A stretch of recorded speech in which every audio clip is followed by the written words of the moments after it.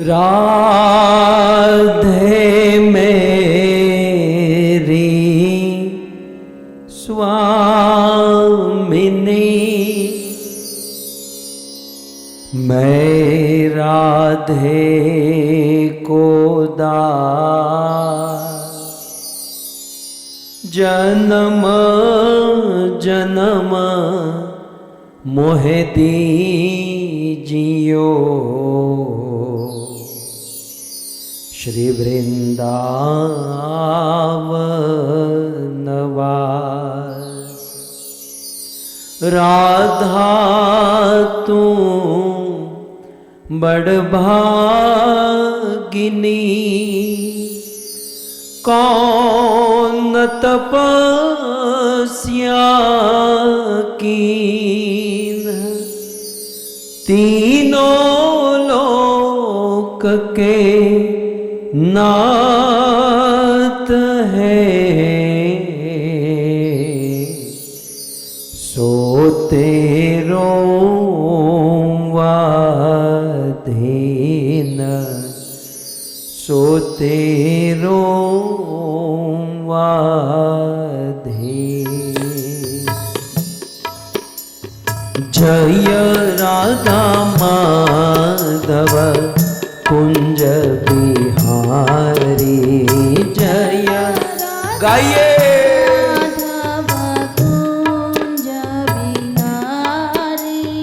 जय राधा माधव कुंज बिहारी, राधा माधव कुंज बिहारी, जय राधा माधव कुंज बिहारी, राधा माधव कुंज बिहारी।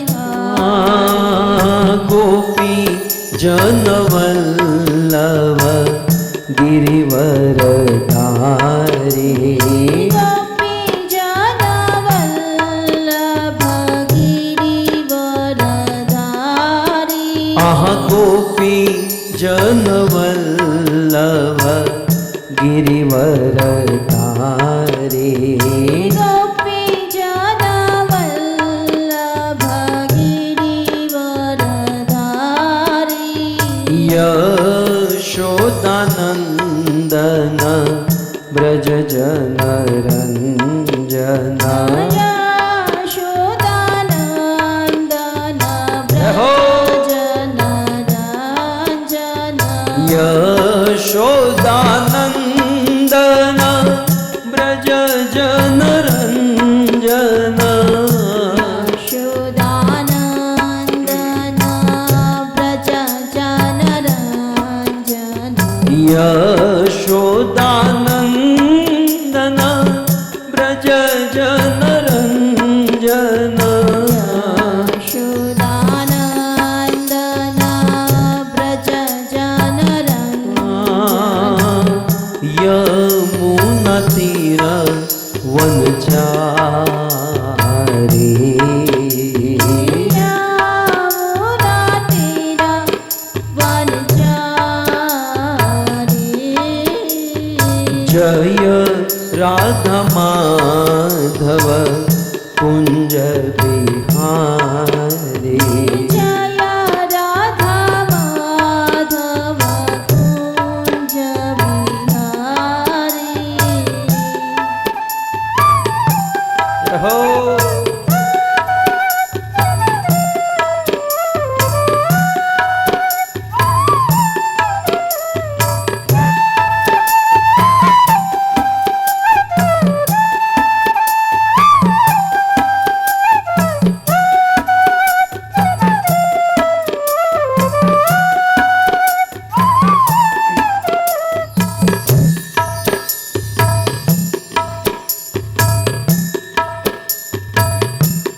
धन्य श्री यमुना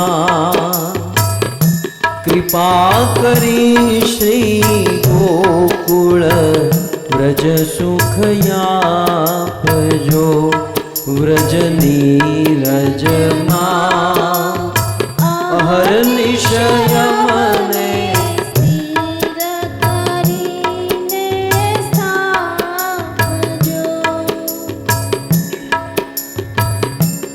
તમે મોટા છો શ્રી મહારાણી, તમે જીવતણી કરુણા જાણી, અમને ચરણે લેજો તાણી, અમને ચરણે લેજો તાણી. ધન્ય શ્રી યમુના કૃપા કરી શ્રી ગોકુળ વ્રજ સુખ આપજો. વ્રજ નીરજમાં અહર્નિશય મને સ્થિર કરીને સ્થાપજો. શ્રી વૃંદાવનની વાટોમાં શ્રી યમુનાજીના ઘાટમાં વાલરાસ રમાડ્યા, ઘાટમાં વાલરાસ રમાડ્યા, ઘાટમાં. ધન્ય શ્રી યમુના કૃપા કરી શ્રી ગોકુળ વ્રજ સુખ આપજો. વ્રજ નીરજમાં અહર્નિશય મને સ્થિર કરીને સ્થાપજો. ચાલો તો તૈયે વ્રજવાસી પરિક્રમા કરીએ ચોરાસી. મારા જન્મ મરણની ઘડી ફાંસી, મારા જન્મ મરણની ઘડી ફાંસી.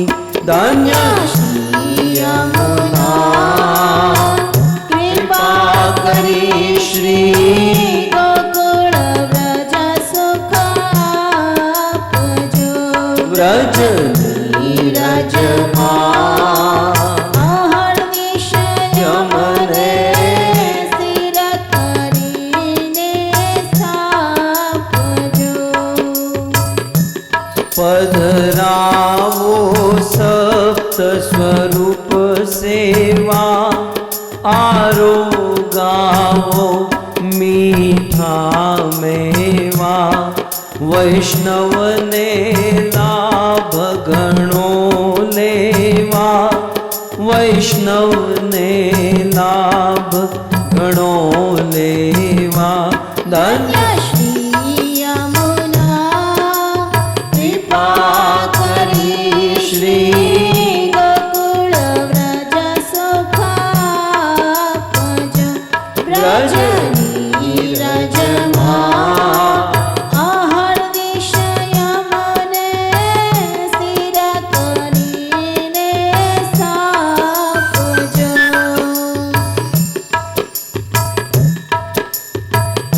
यमुना जी की बलिहारी श्री यमुना जी की बलिहारी, यमुना जी की बलिहारी श्री यमुना जी की बलिहारी. यमुना जी की बलिहारी, यमुना जी की बलिहारी, यमुना जी की बलिहारी श्री यमुना जी की बलिहारी. श्री वल्लभ विठ्ठल गिरिधारी, यमुना जी की बलिहारी श्री वल्लभ विठ्ठल गिरिधारी, यमुना की बलिहारी. श्री वल्लभ विठ्ठल गिरिधारी, यमुना जी की बलिहारी श्री वल्लभ विठ्ठल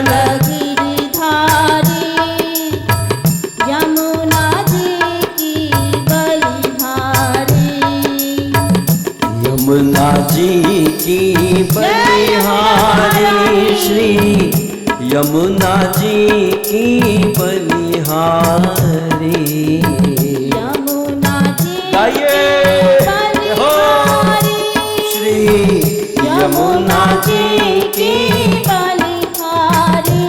यमुना जी की बलिहारी। यमुना जी की बलिहारी।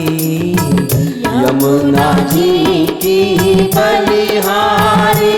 श्री यमुना जी की बलिहारी। श्री वल्लभ विठ्ठल गिरधारी। यमुना जी की बलिहारी। श्री वल्लभ विठ्ठल गिरधारी। यमुना की बलिहारी। श्री वल्लभ विठ्ठल गिरधारी। यमुना जी की बलिहारी। श्री विठ्ठल गिरधारी। यमुना जी की बलिहारी। हरे कृष्णा कृष्णा कृष्णा हरे हरे। हरे राम राम राम हरे हरे। कृष्णा गाइए जय हो। कृष्णा कृष्णा कृष्णा हरे हरे। हरे राम हरे राम राम राम हरे हरे। हरे कृष्णा कृष्णा कृष्णा हरे हरे। हरे राम राम राम हरे हरे। हरे कृष्णा हो भाव से कृष्णा कृष्णा हरे हरे। हरे राम राम राम हरे हरे। हरे कृष्णा कृष्णा कृष्णा हरे हरे। हरे राम राम राम हरे हरे। भाव से कृष्णा कृष्णा कृष्णा हरे हरे। हरे राम राम हरे हरे। हाँ राधा गोविंद राधा गोविंद राधा गोविंद राधे। राधा गोविंद जय श्री श्री राधा गोविंद। राधा गोविंद राधे। आहा जगन्नाथ जगन्नाथ बलदेव जय सुभद्रा। जगन्नाथ जय जगन्नाथ। बलदेव जय सुभद्रा। हाँ गौरनिताय जय गौरनिताय। गौरनिताय जय गौरनिताय।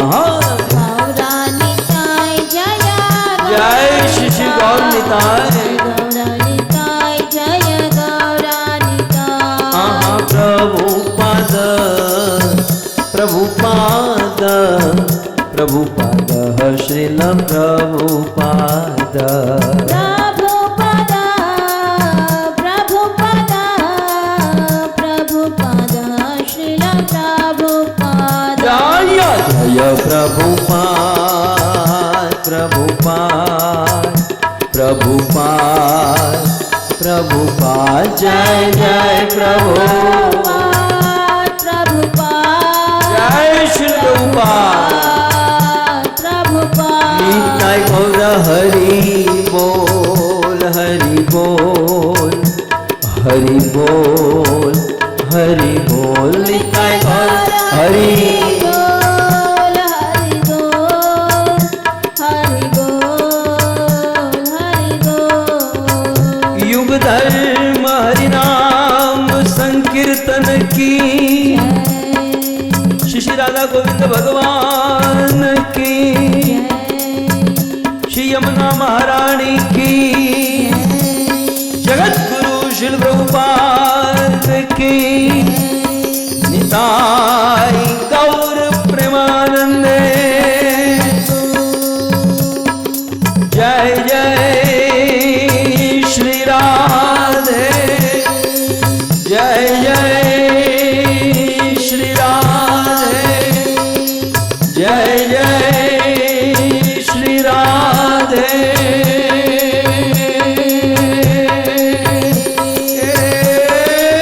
श्याम आराध्यो भगवान ब्रजेश तनय तद्धाम वृंदावन रम्या काचिदुपासना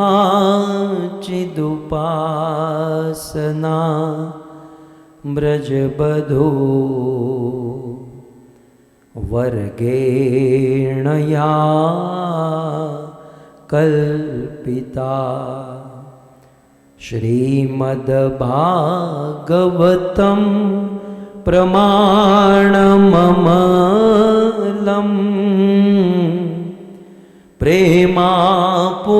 प्रेमापुमर्तो महान् श्री चैतन्य महाप्रभु मतमिदं तत्रादरो नः पर वंशी विभूषितकरा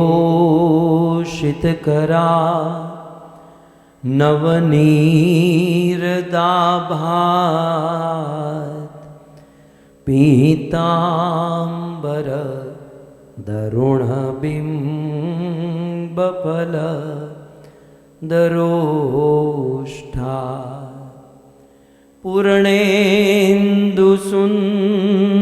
पूर्णेन्दुसुन्दरमुखात्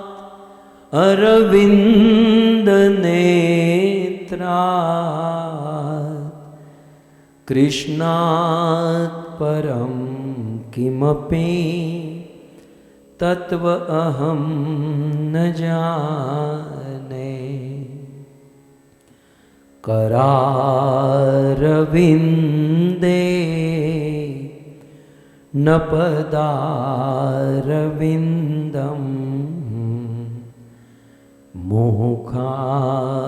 मुखारविन्दे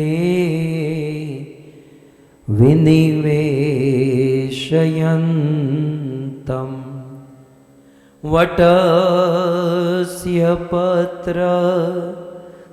पुटे शयानम् बालं मुकुन्दं मनसा स्मरामि विक्रेतुकामा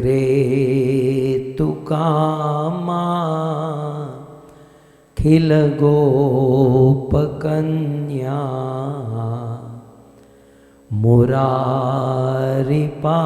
मुरारिपादार पितचित्तवृत्ति दधियादिकं हवशाद वोचत्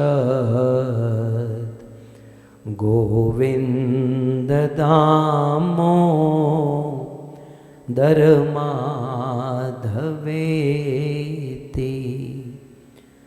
अकरूरयाने यदुवंशनाथं संगच्छमानं मथुरानिरीक्ष्यम् ऊचूर्वियोगात् किल गोप बाला गोविंद दामो दरमाधवेति। नमामि यमुनामहं सकल सिद्धि हेतुम मुदा मुरारी पद पंकज स्फुरत मंदर रेणुत्कटाम तटस्थ वन कानन प्रकट मोद पुष्पाम्बुना सुरासुर पूजित स्मरपितु श्रिय बिभ्रतिम। ओम नमो भगवते वासुदेवाय।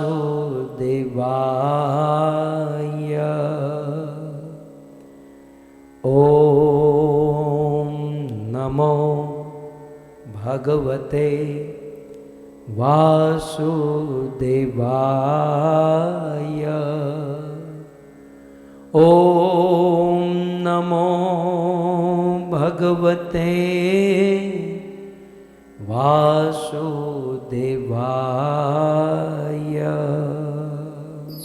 जय जय श्री राधा रमण। जय जय नवल किशोर।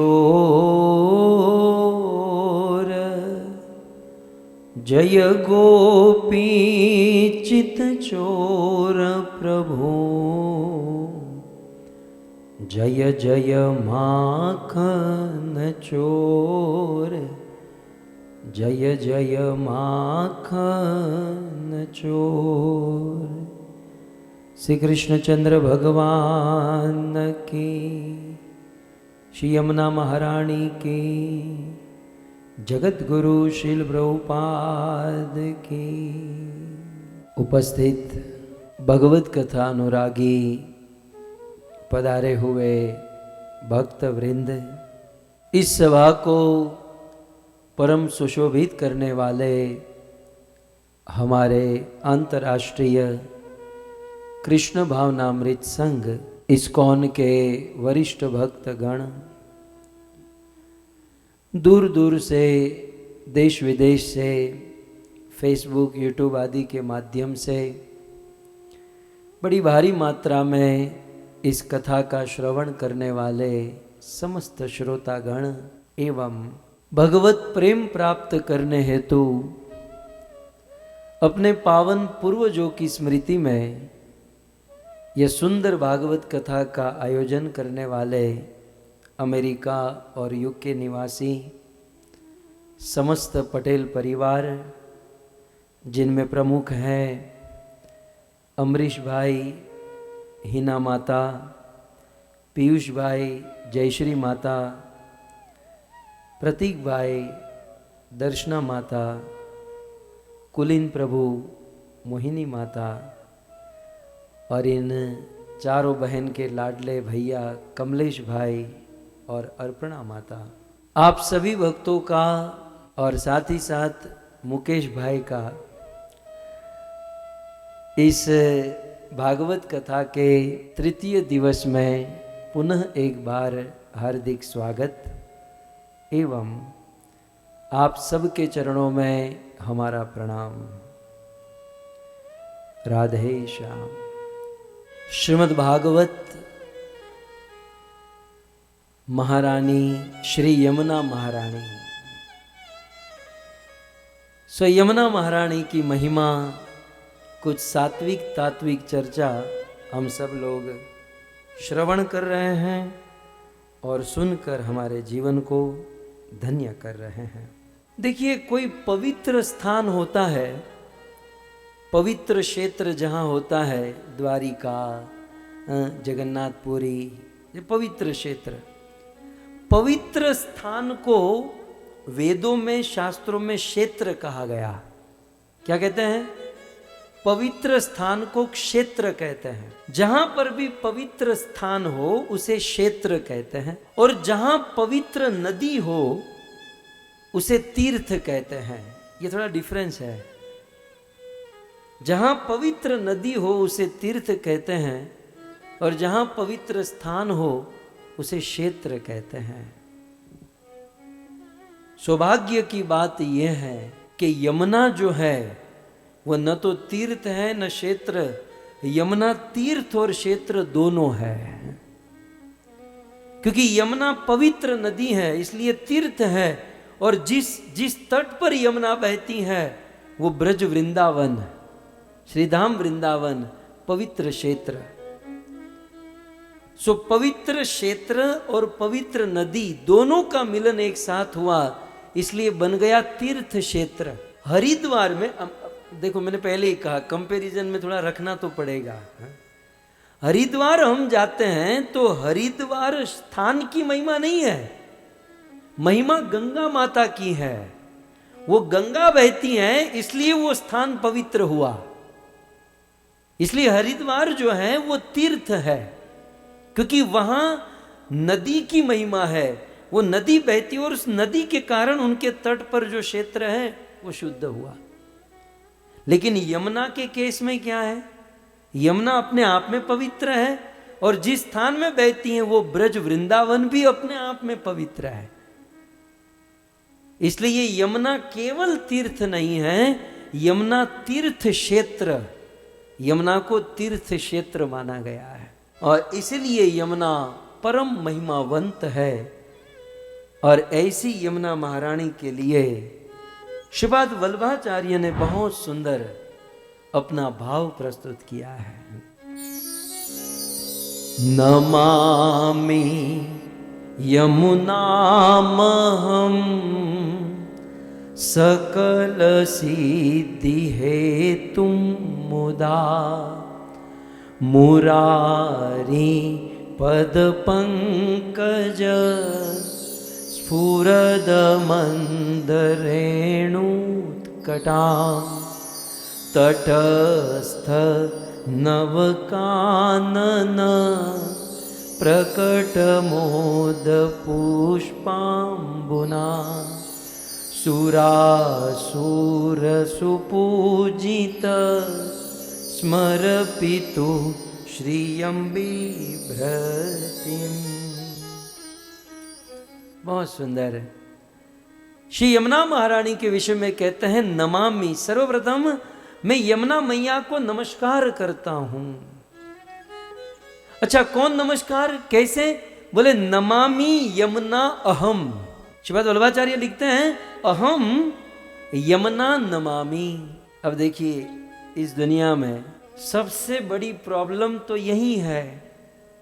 क्या प्रॉब्लम है? अहम। जो यहां पर आया नमामि यमुना अहम, ये अहम जो है ना, ये सबसे बड़ी प्रॉब्लम है। इस दुनिया में कोई आदमी कितनी भी ऊंचाई पर पहुंच जाए, बहुत भक्ति और साधना की बड़ी ऊंचाई पर पहुंचकर भी साली एक चीज तो रह ही जाती है, और वो है अहम। 16 माला जाप किया, 32 माला जाप किया, मैंने किया, तुम लोगों ने नहीं किया। अहम।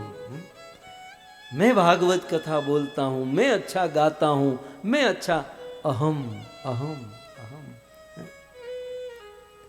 एक आदमी ने कहा कि देखो आप सबको अभिमान हो सकता है, लेकिन मुझे तनिक भी अभिमान नहीं है। बात सत्य थी, उस आदमी को अभिमान नहीं था, इसलिए वो कहता है कि आप सब में अभिमान है, लेकिन मुझे तनिक भी अभिमान नहीं है। अरे तू जो बोल रहा है कि मुझ में अभिमान नहीं है, वो भी तो एक अभिमान है, वो वहां पर भी तो अहम तो आ ही गया। तो ये अहम जो है ना, भक्ति मार्ग में बहुत बड़ा स्पीड ब्रेकर है, बहुत बड़ी रुकावट है। और श्रीपाद वल्लभाचार्य ओपनिंग में ही कह दिए अहम अहम। बोलने में भी है थोड़ा सा, हम जब लेटर लिखते हैं, ऐसे लिखते हैं, तो वो आई जो है ना वो बहुत कम इस्तेमाल करते हैं। हम लोग कहते हैं हम, मैं करने वाला वो शब्द में भी अच्छा नहीं लगता। लेकिन यहां तो सीधा ही मार दिया वल्लभाचार्य जी ने, महाप्रभु जी ने, अहम।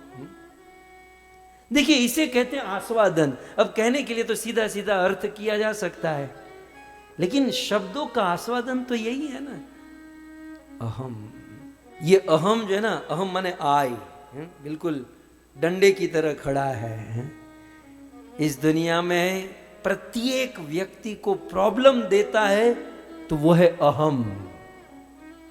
ये जो यहां पर शब्द है आप देख सकते हैं, नमामि यमुना, मैं, अहम। मान लो कोई गलती से कोई कुछ हमें कोई कह दिया कि तुम ऐसे हो, कितना दुख हो जाता है, अहम, मुझे कह दिया, मुझे ऐसा। हनुमान जी जैसे, हनुमान जी बड़े बड़े कार्य जो राम जी नहीं कर पाए वो हनुमान जी ने कर दिखाए।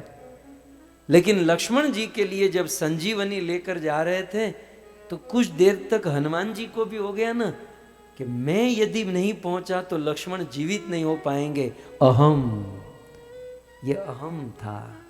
और तुरंत पवन पुत्र हनुमान की गति रुकी, धरती पर गिरे। ये अहम जो है ना, बड़े बड़ी ऊंचाई से हमें गिरा देता है। सो अहम। इस दुनिया में किसी ने पूछा था मुझे बहुत समय पहले कि भाई भक्ति मार्ग में प्रवेश करने के लिए क्वालिफिकेशन क्या है? भक्ति मार्ग में प्रवेश करने के लिए क्वालिफिकेशन क्या है? यदि आज मुझे कोई पूछे तो मैं कहूंगा भक्ति मार्ग में प्रवेश करने के लिए पहली क्वालिफिकेशन, अपने अहम को नष्ट कर दो, अहम को खत्म कर दो। इसलिए भक्ति मार्ग में क्या होता है, जो गुरुदेव होते हैं जब दीक्षा देते हैं तो दास बना देते हैं। तुम्हारा कुछ नहीं है, तुम एक दास हो, एक नौकर, एक सेवक हो। जो कुछ भी है ईश्वर का है, तुम्हें सेवक बनकर, नौकर बनकर यह कर्म और कार्य करना है। सब ज्यादा नहीं लेना है, लेकिन इतना ही समझिए, वल्लभाचार्य ने अहम कह दिया। सो अहम कहने का भाव यह है कि हे यमुना मैया, क्या बताएं, अहम तो है, बहुत ऊंची स्थिति में जाकर भी अहम छूटता नहीं है। लेकिन मैं, मेरा अहम जो है तेरे साथ जोड़ रहा हूं, और यदि मेरा अहम तेरे साथ जुड़ जाएगा यमुना मैया, तो अहम भी पवित्र हो जाएगा। तो अहम रखना है तो रखिए, अहम नहीं छूटता है तो रखिए कि हाँ मुझे अहम है क्या, कि मैं राम का दास हूं, मैं कृष्ण का दास हूं, मैं यमुना महारानी का सेवक हूं। इस अहम से अपने जीवन को बिताना, यह भी एक भक्ति है। सो श्रीपाद वल्लभाचार्य अहम को यमुना मैया के साथ जोड़ रहे हैं और जोड़कर कहते हैं कि नमामि यमुनाम अहम। हे यमुना महारानी, मैं आपको नमस्कार करता हूं। क्या महिमा है यमुना महारानी की? तो आगे कहते हैं, नमामि यमुनाम अहम सकल सिद्धि हे तुम मुदा। गाइए, नमामि यमुनाम अहम सकल सिद्धि हे तुम मुदा। यमुना महारानी क्या है, क्या महिमा है? बोले सकल सिद्धि हे तुम मुदा। यमुना महारानी हमें सकल सिद्धि प्रदान करने वाली है। सकल सिद्धि का हेतु, कारण, सोर्स कौन है? श्री यमुना महारानी। अब सिद्धि का नाम आया कि भाई यमुना महारानी की सेवा करने से, या यमुना महारानी की कथा सुनने से, या यमुना महारानी का आश्रय लेने से सकल सिद्धि प्राप्त हो जाएगी। तो ये सिद्धि क्या है? वैसे साधारण तौर पर सिद्धि माने अणिमा, लघिमा, अणु से भी छोटे हो जाना, हवा के ऊपर चलना, पानी में चलना, एक साथ अनेकों जगह पर अपना दर्शन देना, ये सब अष्ट सिद्धि कही जाती है। लेकिन महाप्रभु वल्लभाचार्य यमुना महारानी के चरणों में ये वाली अष्ट सिद्धि एक्सपेक्टेशन नहीं कर रहे हैं। यहां तो वैष्णवी सिद्धि की बात है भक्तों। भक्तों के लिए सिद्धि वो अणिमा लघिमा, हल्का हो जाना, मोटा हो जाना, ये नहीं है। भक्तों के लिए सिद्धि यमुना महारानी यदि प्रसन्न हो जाए, यमुना महारानी की यदि सेवा करे, उनका आश्रय ग्रहण करे, तो 8 सिद्धि मिल सकती है। और वैष्णवी सिद्धि, उस 8 सिद्धि में, मैं किस पॉइंट पर बोल रहा हूं आप देख सकते हैं, सकल सिद्धि हेतुम, यमुना महारानी सकल सिद्धि देगी। वो सकल माने 8 सिद्धि। सबसे पहली सिद्धि है भगवान की लीला का अनुभव, ये सबसे पहली सिद्धि है। आजकल हम लोग भगवान की लीला सुनते तो हैं, अनुभव नहीं करते हैं। देखिए, सुनना अलग चीज है, हालांकि सुनने से ही अनुभव होगा, लेकिन सुनते सुनते समय निकल जाएगा। यदि यमुना महारानी कृपा कर दे तो बहुत जल्द हम जो सुन रहे हैं उसका रियलाइजेशन, उसका अनुभव, उसका साक्षात्कार होने लगेगा। सो नमामि यमुनामहम सकल सिद्धि हेतु कम मुदा। प्रथम सिद्धि, यमुना महारानी की कृपा से प्रथम सिद्धि क्या मिलती है? भगवत लीला का अनुभव, भगवान की लीला का अनुभव होता है एक। दूसरा, अब लीला का अनुभव, इसमें भी बहुत एक्सप्लेनेशन हो सकता है।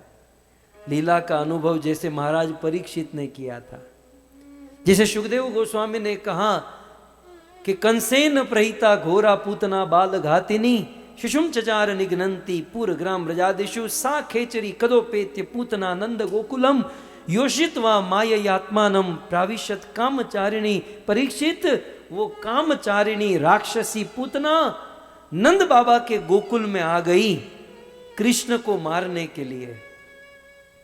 जब कथा सुनते सुनते ये बात परीक्षित ने सुनी तो परीक्षित कांप गए, परीक्षित के रोंगटे खड़े हो गए, परीक्षित का हृदय धक-धक करने लगा कि पूतना राक्षसी ब्रज में आई, अब क्या होगा, अब क्या होगा, कहीं पूतना कृष्ण को मार न दे। अब ये लीला, ये कथा बीती 5000 वर्ष हो चुका है, लेकिन परीक्षित महाराज उस लीला का अनुभव कर रहे थे। सो भक्तों, जब भी हम लीला सुनते हैं तो सुनना एक चीज है, लेकिन उससे भी बड़ी चीज है उसका अनुभव करना। यमुना महारानी से प्रार्थना करें कि हम इस लीला का अनुभव कर सके। सो अनुभव है ये। फिर आप सुनते ना, हमारे साउथ इंडिया के राजा हुए कुलशेखर आलवार, फिर तो उनकी आलवार में नाम आ गया। वो जब राम जी की कथा सुनते थे तो लगता था राम जी बस अभी ही लीला कर रहे हैं। और लीला कथा में सुना कि रावण सीता को लेकर चला गया, तो ये तो पूरी सेना लेकर पीछे पड़ गए कि हम सीता को छुड़ाएंगे। वो तो 10 लाख वर्ष बीत गए, लेकिन अनुभव करते थे। भक्तों, ये बहुत बड़ी सिद्धि है, ये बहुत बड़ा धन। सिद्धि समझते हैं, बड़े बड़े योगी जीवन भर साधना करते हैं तब जाकर सिद्धि मिलती है। हम वैष्णवों के लिए सिद्धि क्या है? बहुत पैसे मिल जाए, रुपये डॉलर नहीं। हम भक्तों के लिए, यदि कोई सच्चा संत साधु आपको मिले ना, तो उनके चरणों में प्रार्थना कीजिएगा कि हमें कृपा करो कि हम भगवत लीला सुनते तो हैं, लेकिन उनका अनुभव कर सके। और जब भगवत लीला का अनुभव होगा तो फर्क क्या पड़ेगा? गद गद गिरा नयन बहनीरा, गद गद गिरा नयन बहनीरा। जब भगवत लीला का अनुभव होगा तो गद गद गिरा, वाणी गदगद हो जाती है, आंखों से अश्रु की धारा बहती है और रोमांच होता है। भक्तों, हमें ये सिद्धि प्राप्त करनी है। और वे दौड़कर तो होगी नहीं।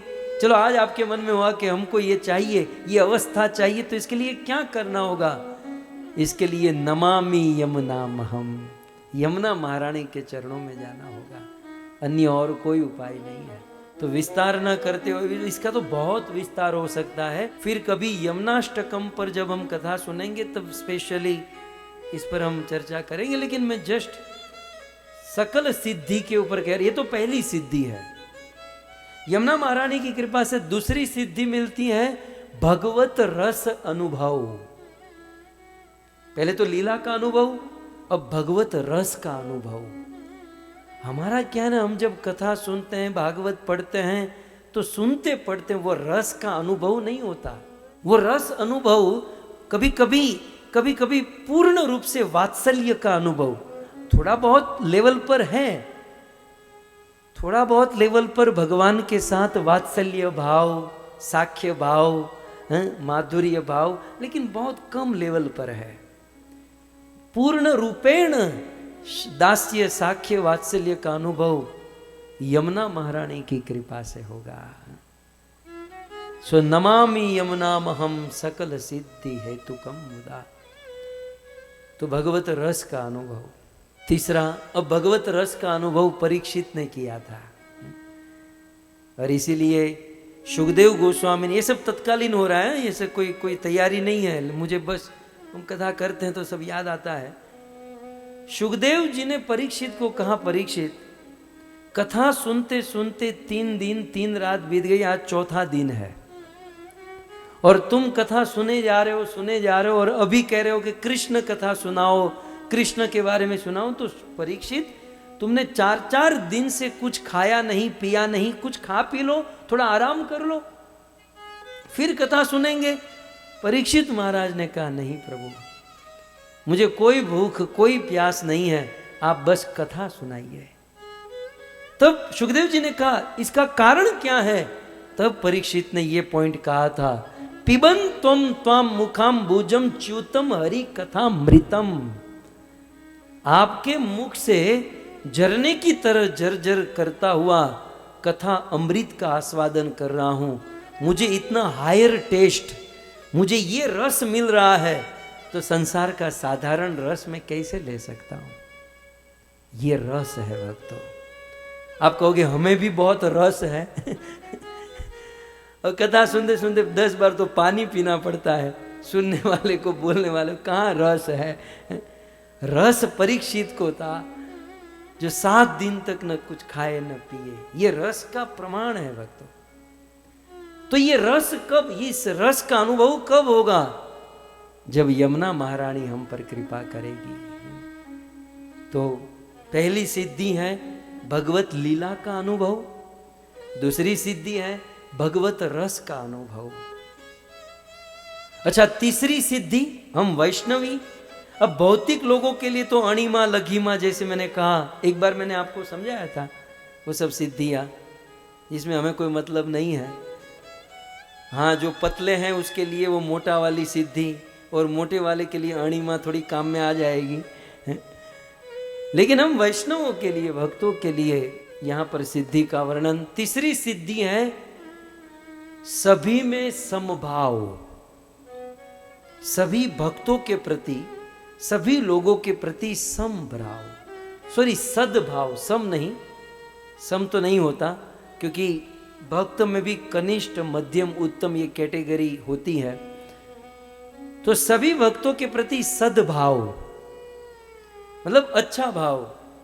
ऐसा नहीं कि वो भक्त ये कर रहा है, वो केवल 4 माला करता है, मैं तो 16 करती हूं।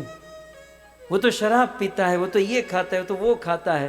अरे हमें ये सोचना, चलो शराब पीता है, एटलीस्ट कथा तो सुनता है? चलो थोड़ा बहुत नशा करता है, लेकिन प्रयास तो कर रहा है। सद्भाव। देखो, बुरे से बुरे व्यक्ति में भी सद्गुण को खोज लेना, ये सिद्धि है, ये बहुत बड़ी सिद्धि है। और वह सिद्धि यमुना महारानी की कृपा से प्राप्त होती है। हमको तो बुरे से बुरे व्यक्ति में गुण देखने की बात तो नहीं, लेकिन अच्छे से अच्छे आदमी में दोष तो हम खोज ही देंगे। इसमें हमारा नंबर 1 आ जाएगा, उसमें हम एक्सपर्ट हैं कि अच्छे से अच्छा आदमी हो उसमें दोष खोजना। लेकिन सबसे बड़ी सिद्धि मानी जाती है दूसरों में सद्भाव रखना, गुण देखना। तो यह है तीसरी सिद्धि, सकल सिद्धि है तुम। ये सिद्धि यमुना महारानी की कृपा से प्राप्त होती है। ये सब संस्कृत श्लोकों में है। चौथी सिद्धि है धारित श्री कृष्ण युक्त भक्त हृदय। क्या नाम है चौथी सिद्धि का? धारित श्री कृष्ण युक्त भक्त हृदय। माने जिसमें भगवान का आवेश हो ऐसा हृदय, ये चौथी सिद्धि। ऐसा हार्ट, ऐसा हृदय जिसमें प्रभु का आवेश, जिसमें भगवान का आवेश हो। भगवान हृदय में बैठे हैं और वे भगवान हमारे हृदय में बैठकर लीला कर रहे हैं। ये इसका अनुभव होना, ये चौथी सिद्धि है। पांचवी वैष्णवी सिद्धि है अंतर में जो भगवान है उस भगवान का चक्षु आंखों से दर्शन करना। जैसे ब्रह्म संहिता में हम लोग पढ़ते ना, प्रेमांजन छुरित भक्ति विलोचनेन संत सदैव हृदयेषु विलोकयन्ति। जो भगवान हमारे अंतर में लीला कर रहे हैं उस भगवान को अपने चक्षु से, अपने आंखों से दर्शन करना। बड़े बड़े भक्त ये दर्शन रात दिन करते हैं और वही उनका जीवन होता है। सो ये है पांचवी सिद्धि। छठी सिद्धि है भगवत स्वरूप में तन्मयता। भगवान का जो स्वरूप है उसमें तत्मयी, तन्मयी हो जाना। गोपियों के लिए ये शब्द भागवत जी में सुखदेव गोस्वामी ने कहा, तन्मयत या सदा लापा। कृष्ण के विरह में गोपियों की स्थिति कैसी थी? बोले गोपियां तन्मय हो चुकी थी। तत्मय, तत् माने कृष्ण, सो गोपियां तत्मय माने कृष्णमय हो चुकी थी। अर्थात गोपियों की ऐसी स्थिति कि वो स्वयं अपने आप को कृष्ण मानती थी। स्वयं अपने आप को कृष्ण मानकर बहुत सुंदर नाटक, बहुत सुंदर लीलाएं करती थी। श्रीमद् भागवत जी में ये वर्णन है, भागवत के 30-31 आदि अध्यायों में। सो तन्मय स्थिति हो जाना। सातवीं सिद्धि है भगवान के विरह में सर्वत्र भगवान का दर्शन करना। यह है सातवीं सिद्धि। सकल सिद्धि है तुम। महाप्रभु श्री वल्लभाचार्य जी ने जब ये श्लोक कहा तो उसको समझने के लिए ये सारी बातें हैं। तो सातवीं सिद्धि है भगवान के विरह में सभी जगह पर भगवान का दर्शन करना। राधा रानी कहती है ना, सखी जब कृष्ण मेरे साथ होते तो मुझे कृष्ण में ही कृष्ण दिखाई देते हैं, लेकिन जब कृष्ण मुझे छोड़कर चले जाते हैं तो मुझे सभी वस्तुओं में कृष्ण दिखाई देते हैं। मुझे हर जगह कृष्ण दिखाई देते हैं। सो इस प्रकार ये सातवीं सिद्धि। और अंतिम और आठवीं सिद्धि कि बाहर प्रभु का प्राकट्य हो ऐसी भावना रखे बिना अंतर में प्रभु की भावना रखना। मतलब भगवान को मजबूर न करना। मतलब हमारे काम करने के लिए भगवान को बस नौकर बना देना, ऐसा नहीं होना चाहिए। अर्थात भगवान की इच्छा में अपनी इच्छा रखना। भगवान की जो इच्छा है उनकी इच्छा में मेरी इच्छा है, इस प्रकार की भावना ये आठवीं सिद्धि है। ये आठों प्रकार की वैष्णवी सिद्धि हासिल करना बड़ा कठिन है भक्तों, बहुत मुश्किल है। लेकिन यमुना महारानी यदि प्रसन्न हो जाए तो आठों सिद्धि भक्तों की मुट्ठी में आ सकती है। और इसीलिए कहते हैं नमामि यमुनामहं सकल सिद्धि हेतुं मुदा। गाइए, नमामि यमुनामहं सकल सिद्धि हेतुं मुदा। मुरारी पद पंकज स्फुरद मंद रेणुत्कटा। मुरारी पद पंकज स्फुरद मंद रेणुत्कटा। ये श्लोक इसी राग में गाया जाएगा क्योंकि ये पृथ्वी छंद में है। हम भागवत के जो प्राय भागवत के जो श्लोक हैं वे अनुष्टुप छंद में है, शार्दुल विकृत छंद में है, दीर्घ छंद में है, लेकिन ये विशेष श्लोक है, इसको और कोई ट्यून नहीं चलेगी, ये पृथ्वी छंद है। तो इसी प्रकार से इस ट्यून को आप नोट कर सकते हैं और गुनगुना सकते हैं। तो पहली लाइन हो गई यमुना महारानी के विषय में। आगे कहते हैं कि यमुना महारानी की कृपा हो जाए तो ये 8 सिद्धि मिल सकती है, और ये 8 सिद्धि यमुना महारानी हंसते हंसते दे देगी। यहाँ समाज में क्या होता है, मान लो कोई मंदिर बनाना हो या कोई सत्कर्म करना हो और किसी से कोई डोनेशन लिया जाए, तो डोनेशन देने वाला देता तो है लेकिन मुंह बिगाड़ कर देता है कि ये लोग आ गए, ये लोग परेशान कर रहे हैं, ये लो लेके जाओ। हा? लेकिन यहाँ श्लोक में आप देख सकते हैं अंतिम शब्द, पहली लाइन का अंतिम शब्द क्या है, नमामि यमुनामम सकल सिद्धि है तुम मुदा, मुदा माने आनंद से, आनंदित होकर, प्रसन्नित होकर मां यमुना ये सारी सिद्धि अपने भक्तों को प्रदान कर देती है। सो मुदा शब्द भी बड़ा महत्वपूर्ण है, आनंद से सारी सिद्धियां प्रदान करती है, हमारी तरह नहीं दुखी दुखी होकर नहीं देते हैं, प्रेम से देती है। और आगे महिमा सुनिए, आगे कहते हैं मुरारी पद पंकज। यमुना महारानी का स्थान कहां पर है, यमुना महारानी कहां रहती है, तो कहते हैं मुरारी पद पंकज। मुरारी माने भगवान श्री कृष्ण के चरणों के चरण कमल में रज के रूप में यमुना महारानी का वास है। यमुना महारानी ने भगवान श्री कृष्ण के चरणों में आश्रय लिया है। यद्यपि कृष्ण ने यमुना को अपने हृदय में बिठाया, लेकिन यमुना महारानी ने उनके चरणों में आश्रय लिया। मुरारी शब्द का तात्पर्य है मूर नाम के असुर को मारने से कृष्ण का नाम हुआ मुरारी। ये मूर नाम का असुर जिसका 5 माथा, ये जो मस्तक है ना, 5 माथे वाला असुर यमुना में रहता था, और कृष्ण ने यमुना की गहराई में जाकर 5 मस्तक वाले मूर असुर को मारा और यमुना को पवित्र कर दिया, यमुना को निर्भीक कर दिया। और यहाँ पर बहुत सुंदर, अच्छा मन में प्रश्न हो सकता है कि यमुना महारानी की इतनी महिमा और कृष्ण यमुना जी से बहुत प्रेम करते हैं, इसका कारण क्या है? महाप्रभु वल्लभाचार्य यहां पर इंडिकेट कर रहे हैं कि मुरारी पद पंकज स्फुरद मंद रेणुत्कटाम।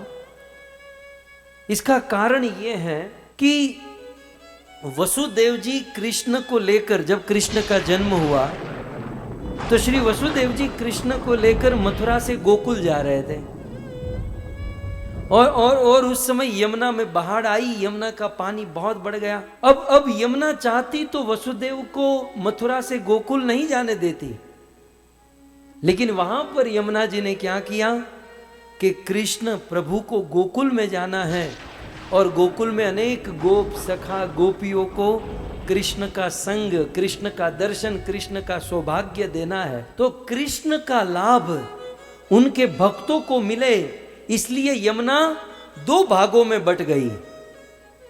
जैसे यमुना में किसी ने हाईवे बना दिया हो, फ्रीवे बना दिया हो, यमुना 2 भागों में बढ़ गई और वसुदेव जी शांति से आराम से चलकर चले गए। तो कृष्ण ने देखा कि मुझे मेरे भक्तों से, अब देखो गोपियों से मिलने से पहले तो कृष्ण का मिलन यमुना के साथ हुआ ना, और यमुना चाहती तो रोक भी देती, बाढ़ आई थी, लेकिन यमुना ने मार्ग देकर क्या किया, कृष्ण को हरि भक्तों से, गोपियों से, गोपों से, गायों से, कृष्ण को उनके भक्तों से मिलने का सौभाग्य दिया। सो यमुना ने कृष्ण को अनेकों भक्तों से मिलने का मार्ग देकर, यमुना ने मार्ग देकर अनेकों भक्तों से मिलने का सौभाग्य दिया। इसलिए भगवान श्री कृष्ण यमुना पर प्रसन्न हो गए और यमुना को अपनी पटरानी बना लिए। सिद्धांत यह है कि हम और आप यमुना की तरह तो नहीं कर सकते, लेकिन इस संसार में भूले भटके जीव को यदि भगवान के साथ जोड़ते हैं तो भगवान हम पर भी प्रसन्न हो जाते हैं। और जैसे कृष्ण ने यमुना को अपना लिया, वैसे कृष्ण हमें भी अपना सकते हैं। सो यहाँ पर यमुना जी की रेणु कि ये महिमा है भक्तों। और दूसरी, यमुना जी की जो रेणु, यमुना में जल कम है और रेणु ज्यादा है। आपकी जानकारी के लिए, यमुना नदी जो बहती है, तो कल आपने सुना था ना कि यमुना माने 3 चीज, एक तो यमुना जल, यमुना रज और यमुना तट। ये तीनों जब मिलते हैं तब यमुना बनती है। तो यमुना में जल से कई गुना ज्यादा उनकी रेणु, रेती की अधिकता है। माने यमुना में जल कम है, रेणु ज्यादा है, और यमुना के रेणु की बड़ी महिमा है। कल आपने सुना कृष्ण के चरणों की रज, गोप गोपी सखाओं के चरणों की रज केवल ब्रज में थी, लेकिन यमुना उसे ब्रज से बाहर निकालती है, पूरे भारत में फैलाती है। गंगा जी की महिमा केवल लोगों को मुक्त करने तक थी, लेकिन जब यमुना की रज गंगा में मिली तब गंगा की महिमा बढ़ गई, प्रेम प्रदायिनी हो गई। गंगा प्रेम प्रदायिनी नहीं मानी जाती, वो केवल मुक्त करती है। लेकिन जब यमुना गंगा से जुड़ती है तब गंगा प्रेम प्रदायिनी, गंगा जी की महिमा बढ़ती है। सो इस प्रकार से इस दूसरे लाइन में मुरारी पद पंकज स्फुरत मंद रेणुत्कटाम, फिर आगे कहते हैं तटस्थ वन कानन प्रकट मोद पुष्पाम्बुना सुरासुरस पूजित स्मरपितु श्रियं बिभ्रतिं। सुरासुरसुपूजित स्मरपितु श्रियं बिभ्रतिं। और यमुना जी के विषय में उनकी शोभा का वर्णन करते हुए कहते हैं कि तटस्थ, यमुना के तट के ऊपर स्थित है क्या? वन कानन, बहुत सुंदर वन है, वृंदावन है। और प्रकट मोद पुष्पाम्बुना, ऐसा वन जहाँ भगवान श्री कृष्ण अपनी दिव्य रास लीला करते हैं। प्राय भगवान श्री कृष्ण की लीलाएं यमुना के तट पर होती हैं और यमुना की ये महिमा है। और अंत में चौथी लाइन में कहते हैं यमुना की महिमा क्या है?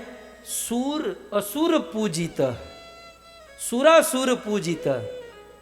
यमुना जी की पूजा सूर माने देवता भी करते हैं और असुर भी करते हैं, माने देव और दानव भी यमुना जी की पूजा करते हैं। सुर असुर के 3 अर्थ है। तो सुरासुर सीधा अर्थ तो यही है कि सूर और असुर, देवता और दानव यमुना जी की पूजा करते हैं। दूसरा अर्थ यह है कि देव और दानव परिवार में जन्म लेने वाले हरि भक्त यमुना जी की पूजा करते हैं। जैसे सूर देवलोक में जन्म हुआ, देव परिवार, देव कुल में जन्म हुआ प्रहलाद, और भी अनेकों भक्त। और असुर कुल में जन्म हुआ, असुर कुल में प्रहलाद, देव कुल में ध्रुव आदि को ले लीजिए। तो ध्रुव प्रहलाद जैसे भक्त इनको पूजते हैं। लेकिन महाप्रभु वल्लभाचार्य ने किस सेंस में यहां पर सूर असुर लिखा, वो मैं आपको बताना चाहता हूं। सीधा अर्थ तो ये देव दानव होगा, लेकिन हमें उसमें नहीं जाना है। आचार्य चरण ने जिस सिद्धांत से यहां पर सूर असुर लिखा, ये बताना चाहता हूं। सूर और असुर पूजित, सूर का अर्थ होता है निष्काम, जो निष्काम भाव से भगवान को भजते हैं, भगवान से प्रेम करते हैं, लेकिन कुछ नहीं चाहिए, बस हरि के लिए हरि चाहिए, हरि से कुछ नहीं चाहिए, उसे तो सूर कहते हैं।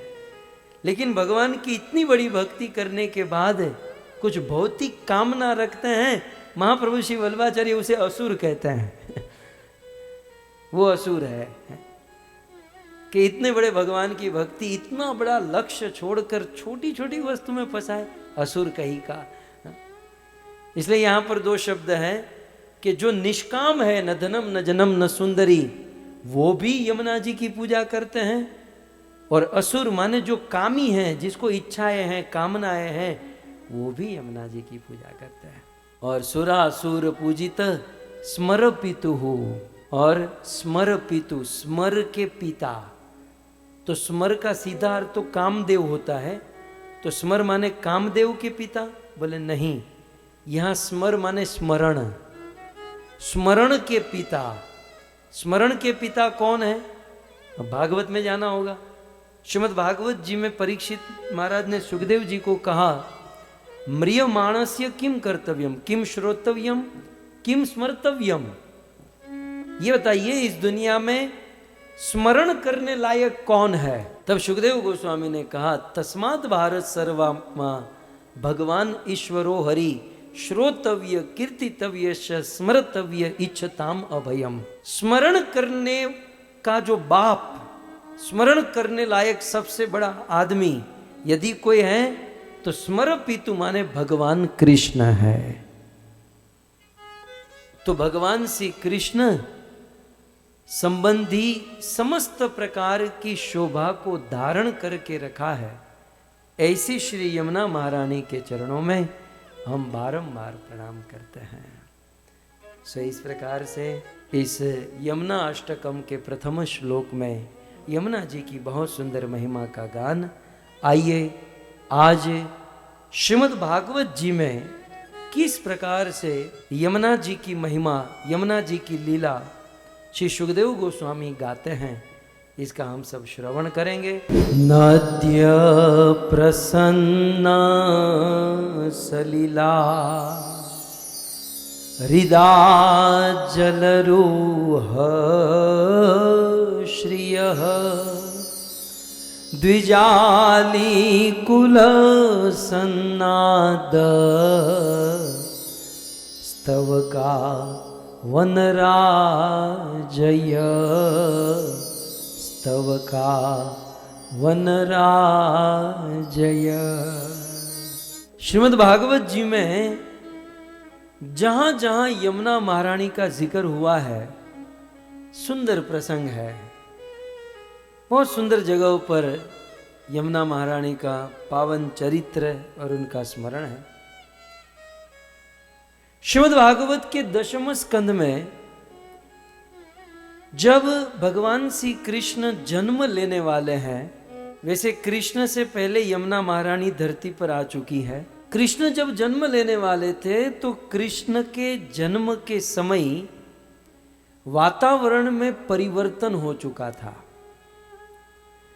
अब यहां पर क्या होता है कि जब कोई नेता, जब कोई राजा, जब कोई समाज का बड़ा आदमी कहीं आना होता है तो वातावरण में परिवर्तन नहीं होता, प्राकृतिक परिवर्तन किया जाता है। दुकानें बंद करवा देते हैं, रोड पर जो गाड़ियां खड़ी है उसे अंदर करवा लेते हैं, और जितना हो सकता है उतना बाहर से होता है। लेकिन अखिल ब्रह्मांड नायक भगवान श्री कृष्ण जब इस धरती पर प्रकट होने वाले थे तो उस समय वातावरण में परिवर्तन होने लगा। वातावरण में शुभ परिवर्तन माने शुभ घड़ी हो गई। सुखदेव गोस्वामी पूरे एक अध्याय में इसका वर्णन करते हैं, क्या क्या परिवर्तन हुआ। अथ सर्वगुणोपेत काल परम शोभन ये वा जन सम जन्मर्क्ष शांत ग्रह तारकम। हमारे ईश्वर, हमारा भगवान, हमारा बाप कृष्ण प्रकट होने वाला है, ये पता चलते ही ये काल, ये समय सारे गुणों से लेकर विभूषित हो गया।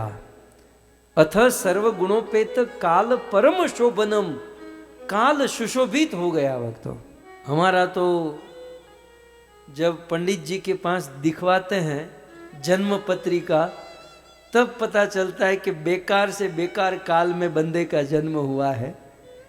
इसके ग्रह शांत कराओ, इसका शनि भारी है, मंगल भारी है। लेकिन धन्य है जब भगवान प्रकट होने वाले हैं तो काल अपने आप को अनुकूल कर लिया। तदेव जन्मम सुदिनम तदेव, भगवान प्रकट होने वाले हैं तो सब अपने आप सही हो गया। इतना ही नहीं, आकाश में ग्रह, नक्षत्र, तारे सब कुछ शांत हो गए।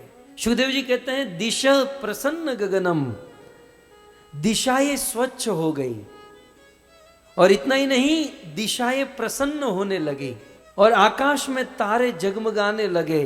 पृथ्वी के बड़े बड़े नगर, गांव, बस्तियां हीरो की खानों से भर गई। माने हमारे भारत में हर मोहल्ले में, कोने में कचरा कूड़ा पड़ा रहता है। कृष्ण जन्म लेने वाले थे उस समय मथुरा में, नगर बस्तियों में हीरा और सोना वहां पर प्रकट हो गया। समुद्र जब एक मोजा लहर मारकर आगे आता था तो रत्नों के भंडार किनारे पर छोड़ देता था, बस लेकर पहनने की आवश्यकता होती थी। नदियों के जल निर्मल हुए, सरोवर में कमल खिलने लगे। कंस आदि असुरों के अत्याचार से नदियां सूख गई थी, लेकिन आज कृष्ण प्रकट, हमारे ईश्वर भगवान प्रकट होने वाला है, नदियों में बाढ़ आने लगी। वृक्षों ने फल फूल देना बंद कर दिया था क्योंकि अत्याचार इतना हुआ था, लेकिन हमारा ईश्वर आने वाला है, यह पता चलते ही वृक्षों पर फल और सुंदर फूल उग गए। पक्षी और भौरों का गुंजार होने लगा।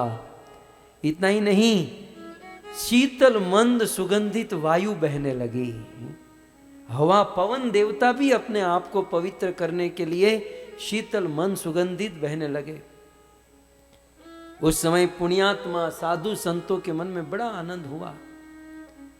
ऋषि मुनियों की अग्नि कंस आदि असुरों के अत्याचार से बूझ चुकी थी। उन्होंने यज्ञ बंद करा दिया था और ऋषि मुनि सब निराश होकर बैठे थे। अग्नि अपने आप ज्वलित होने लगी। ऋषि मुनि चौंक गए, ये क्या हुआ? ऋषि मुनियों की शांत हुई अग्नि अपने आप प्रज्वलित होने लगी। ये सब कृष्ण जन्म की निशानी। जिस दिन भगवान कृष्ण प्रकट होने वाले थे, ये सब वातावरण में फिर बदलाव हो गया। और इतना ही नहीं, स्वर्ग में दुंदुभी बजने लगी। भक्तों, किन्नर और गंधर्व गाने लगे, सिद्ध और चारण भगवान को स्तुति करने लगे, विद्याधर नाचने लगे, अप्सरा हाथ में माला लेकर घूमने लगी कि कब प्रभु प्रकट होंगे, कब ईश्वर प्रकट होंगे। देवता, ऋषि, मुनि आनंद में भरकर पुष्पों की वृष्टि करने लगे। और इतना ही नहीं, बादल मंद मंद गरजने लगा और रिमझिम बरसने लगा।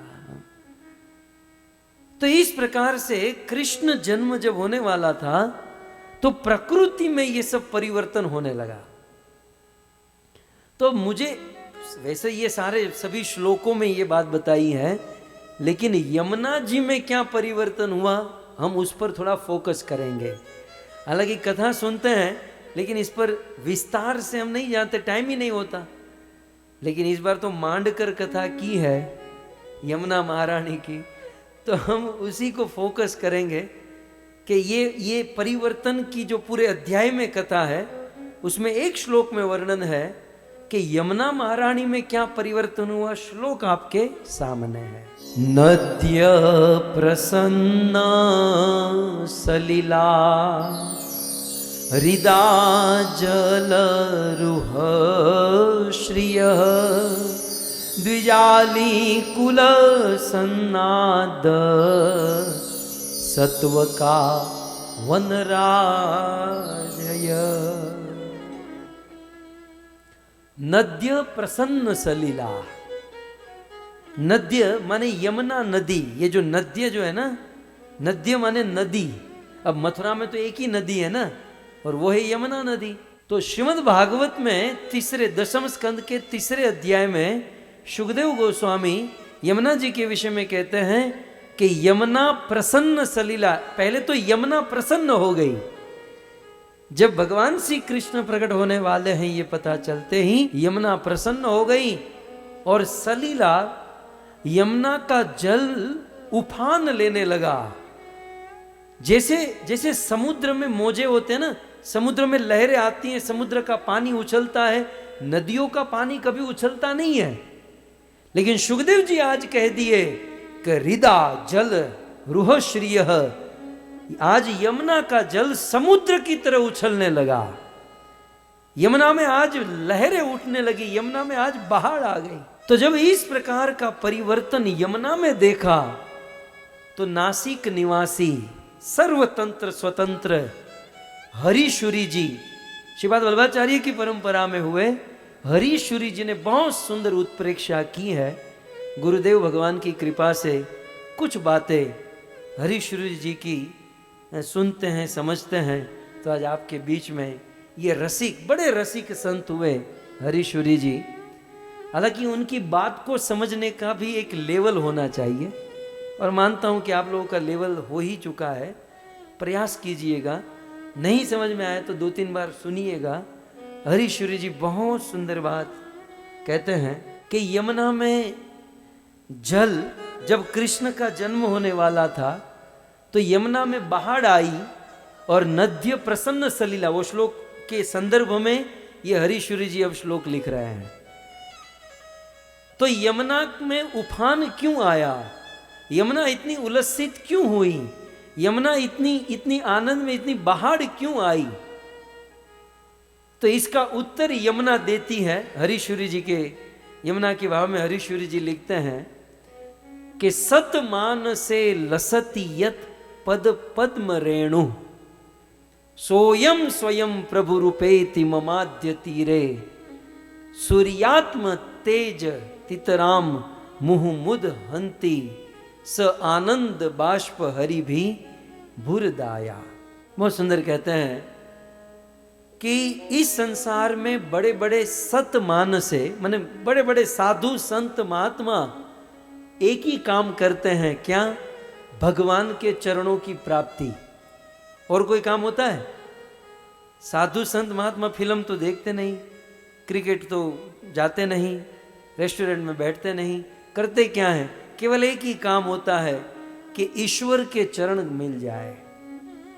तो सतमान से ईश्वर के चरणों के लिए रात दिन मेहनत करते हैं। और हां, बड़े बड़े साधु संत महात्मा को भगवान के चरण मिल भी जाते हैं, और साधु संत महात्मा फिर कहां बैठते हैं? भगवान के चरणों में। बड़े बड़े साधु संत महात्माओं का स्थान कहां होता है? भगवान के चरणों में। और इसीलिए हमारी अंतर्राष्ट्रीय कृष्ण भावनामृत संघ के आचार्य का नाम क्या है? प्रभुपाद। वैसे इनका नाम तो अभय चरण है ना, लेकिन अभय बाबू को क्या कहते हैं? प्रभुपाद, क्योंकि प्रभु पाद माने चरण, क्योंकि वो प्रभु के चरण में बैठे हैं। अभय चरण, ऐसी भक्ति वेदांत स्वामी, वैसे तो उनका नाम ये है ना, लेकिन प्रभुपाद इसलिए कहते हैं क्योंकि वे भगवान के चरणों में बैठे हैं। जैसे भक्ति सिद्धांत महाराज को विष्णु पाद कहते हैं, हमारे गोपाल कृष्ण गोस्वामी महाराज को भगवत पाद कहते हैं। तो इस प्रकार से भगवान के चरणों में शुद्ध भक्तों का वास होता है। तो अब देखिए, प्रश्न पकड़ के रखिएगा कि आज कृष्ण का जब जन्म हो रहा है तो यमुना क्यों ऐसे उफान मार रही है, उल्लसित है, प्रसन्न है? क्योंकि यमुना जी ने सोचा कि बड़े बड़े साधु संत महात्मा एक तो कृष्ण को प्राप्त करने के लिए रात दिन मेहनत करते हैं, और जिसको कृष्ण मिल जाते हैं वो कृष्ण के चरणों में बैठते हैं।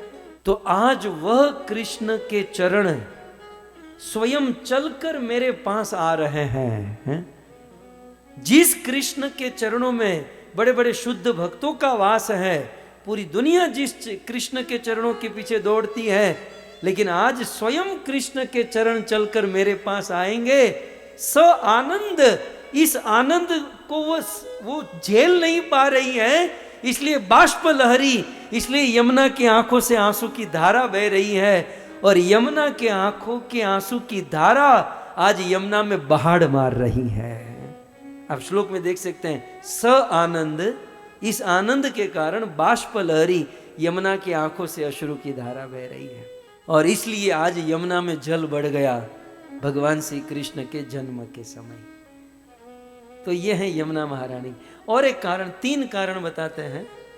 और दूसरा कारण हरीशुरी जी कहते हैं, यमुना महारानी आज अनकंट्रोल्ड क्यों है? कृष्ण के जन्म के समय आज यमुना में बाढ़ आ रही है। यमुना, अब मुझे एक भजन गाऊं, नरसिंह मेहता याद आ गए मुझे। नरसिंह मेहता मरी हाँ में आवे, मने तू लई ले, तो मेरे सामने आ गए। बेय कांठे जमुना आवी छलकाना, બેય કાંઠે જમના આવી છલકાણા વાસુદેવ એવા મનમાં મૂંઝાણા વસુદેવ એવા મનમાં મૂંઝાણા યમુનાજી માં કેડિયું પાડે મારો કાન શ્યામ આવીને મારી મટકી યમુનાજી માં કેડિયું પાડે મારો કાન શ્યામ આવીને મારી મટકી ફોડે ઘમર ઘમર મારું વલોણું ગાજે શ્યામ આવીને મારી मटकी फोड़े। आज यमुना अनकंट्रोल हो गई, यमुना हद से बाहर आ गई। तो हरीश्वरी जी यहाँ पर कहते हैं कि आज यमुना क्यों बाहर आ गई। बहुत सुंदर उत्प्रेक्षा, ये हमारे मन की तो कोसों दूर की बात है। बहुत सुंदर बात कहते हैं, कहते यमस्यमेवं यम धर्म कर्तिम प्रायो भवेद मधोक्ष जेन। यमुना जी ने सोचा कि आगे चलकर मुझे भगवान कृष्ण से विवाह करना है, और जब कोई बंदा विवाह करता है तो उसका बैकग्राउंड चेक करता है। तो ये कृष्ण और कृष्ण के पेरेंट्स बैकग्राउंड चेक करेंगे तो पता चलेगा कि ये यमुना तो यमराज की बहन है। यमुना कौन है? यमराज की बहन। अब देखो, भाई का थोड़ा बहुत गुण तो बहन में आता ही है, और यमराज में तो यमराज में क्या गुण है? मतलब यमराज क्या करता है? यम माने कंट्रोल। यम का एक अर्थ होता है कंट्रोल करना। यमराज जी क्या करते हैं? कंट्रोल करते हैं ना, दंड देते, मारते, पीटते, कंट्रोल करते हैं। तो आगे चलकर मुझसे विवाह करेंगे, मुझे करना है, और जब मेरा बैकग्राउंड चेक किया जाएगा तो लोग देखेंगे ये तो यमुना की बहन, यमराज की बहन है। यमराज दूसरों को कंट्रोल करता है, तो ये लड़की भी आगे चलकर, वसुदेव जी सोचेंगे मेरे लड़के को कंट्रोल करेगी, जैसे आप लोग सबके घर पर थोड़ा बहुत होता होगा। हाँ? तो ये लड़की हमारे बच्चों को कंट्रोल करेगी। छोड़ो छोड़ो, यमुना से शादी नहीं करनी है।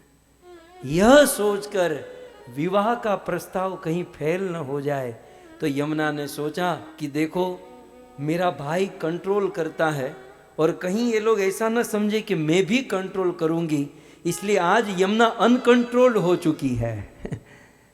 क्या सुंदर भाव है। आज यमुना अपने आप को अनकंट्रोल कर दी है कि देखो मैं मेरे भाई जैसी नहीं हूं, मैं मेरे भाई की तरह कंट्रोल और दूसरों को कंट्रोल करने वाली नहीं हूं, मैं खुद ही अनकंट्रोल हूं, इसलिए तुम्हारे बेटे को या कृष्ण को कंट्रोल करने का यहां कोई प्रश्न नहीं है। यह सोचकर आज यमुना जी कृष्ण जन्म के समय बाहर आ गई और बड़ी प्रसन्न हो गई। सो नद्य प्रसन्न सलीला के ऊपर इस प्रकार से कहा है। और हरीश्वरी जी ने तीसरा कारण तो जो दिया है अद्भुत। हरीश्वरी जी अब पॉइंट पकड़ कर रखिएगा, हम किस पॉइंट पर चर्चा कर रहे हैं? कृष्ण के जन्म के समय वातावरण में बहुत बदलाव हुए, तो यमुना महारानी आज प्रसन्न है। इसके दो कारण हमने सुने। एक तो इसलिए अनकंट्रोल है क्योंकि यमराज जैसा स्वभाव नहीं है, और दूसरा प्रसन्न है, आंखों से आंसू बह रहा है। और तीसरा कारण है यमुना महारानी त्रेता युग को याद करती है। थोड़ा रामायण में आटा मारे, एक आटो मारी अभी रामायण में, क्योंकि यमुना महारानी त्रेता युग को याद करती है कि ये कौन? ये त्रेता युग का राम है। और राम जी की लीला आप सब जानते हैं। जब रावण ने सीता का हरण कर लिया तो फिर राम जी ने बहुत खोजा, सीता जी नहीं मिल रही थी। सुग्रीव के साथ मित्रता हुई, सुग्रीव ने अपनी सेना को भेजा, और फिर हनुमान जी समुद्र को पार करके लंका गए, सीता जी से मिलकर वापस लौटे, राम जी को समाचार दिए। राम जी अपनी पूरी सेना को लेकर समुद्र के तट पर आ गए हैं, और समुद्र के तट पर आए राम जी ने कहा कि यहां हम उपवास करेंगे, जैसे कल आप एकादशी का करोगे, भारत वाले आज किए होंगे। લક્ષ્મણજીએ ગુજરાતીમાં કીધું, આપણે ક્ષત્રિયોના દીકરા, આપણે આ બધું ન કરવાનું હોય, તમે આ ધનુષ બાણ હાથમાં ઉઠાવો એટલે સમુદ્ર રસ્તો આપે। रामजी तो आप जानते हैं मर्यादा पुरुषोत्तम लक्ष्मण, खून खराबा ठीक नहीं है, शांति से काम लेंगे, हम लोग उपवास करेंगे। पण भाई આપણને આ ઉપવાસ શોભા ન આપે, આપણે ક્ષત્રિયોના દીકરા કહેવાઈએ, આપણે ધનુષ બાણ ઉઠાવવાના હોય, नहीं मैं उपवास करूंगा।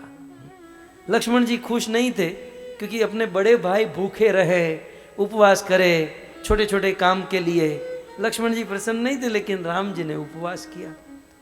अब समुद्र तट पर बैठे हैं राम जी, और राम जी समुद्र से रास्ता मांग रहे हैं, और रास्ता मांगने के लिए आज उपवास में बैठे हैं। रामायण में ये घटना 2-3 श्लोक में आपको दिखाऊं ताकि आपको आनंद आए। रामायण में ये घटना है, बिनयन मांगत जलधि जड़ गए 3 दिन बीत।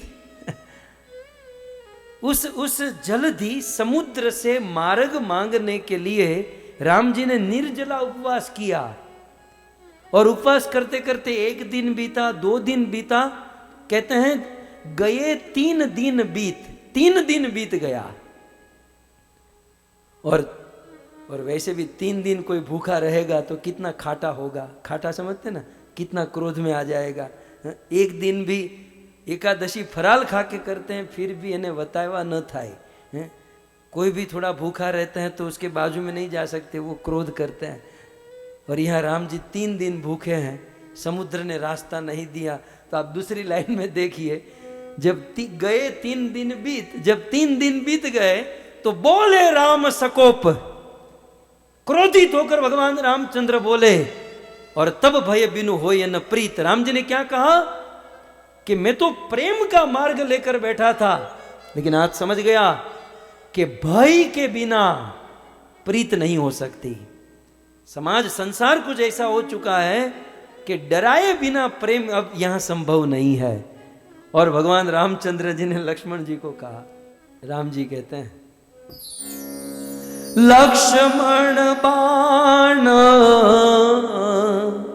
सरासन यानो, लक्ष्मण बाण सरासन यानो, सो शोबारी बिसीख कुसानु। क्यों? 60 सन बिनय कुटिल सन प्रीति, सहज कृपन सन सुंदरनी। मुझे राम जी का क्रोध भी बहुत पसंद है। राम जी ने लक्ष्मण को, लक्ष्मण तू सही था, तू जो पहले दिन कह रहा था ना, तू मेरा बाण लेकर आ, ये उपवास से कुछ नहीं होगा तो बाण। लक्ष्मण ने कहा, प्रभु आप 3 दिन लेट चल रहे हो, मैं 3 दिन पहले ही कह रहा था कि आप उठा लीजिए, चढ़ा दीजिए धनुष, सीधा रास्ता मिलेगा, लेकिन आपको तो शांति का मार्ग। अब राम जी ने क्रोध में भी, देखो क्रोध में बंदा गाली बोलता है, क्रोध में बंदा अज्ञान की बात होती है, लेकिन राम जी क्रोध में भी कितनी सुंदर नीति की बात कर रहा है। राम जी का क्रोध भी धन्य भक्तों, सीखने लायक। हम उस क्रोध में ना जाए। मैं राम जी की नीति में आपको बताऊं, जो शब्द आप देखिए, लक्ष्मण बान सरासन आनु, सो शो बारिद बिसखी कुसानु।